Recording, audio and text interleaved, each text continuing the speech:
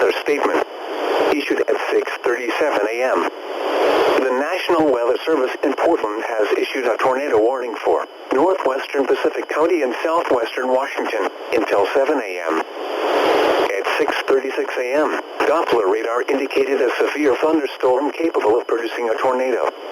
This dangerous storm was located near Bay Center, Oregon, 19 miles south of Westport, and moving northeast at 55 miles per hour.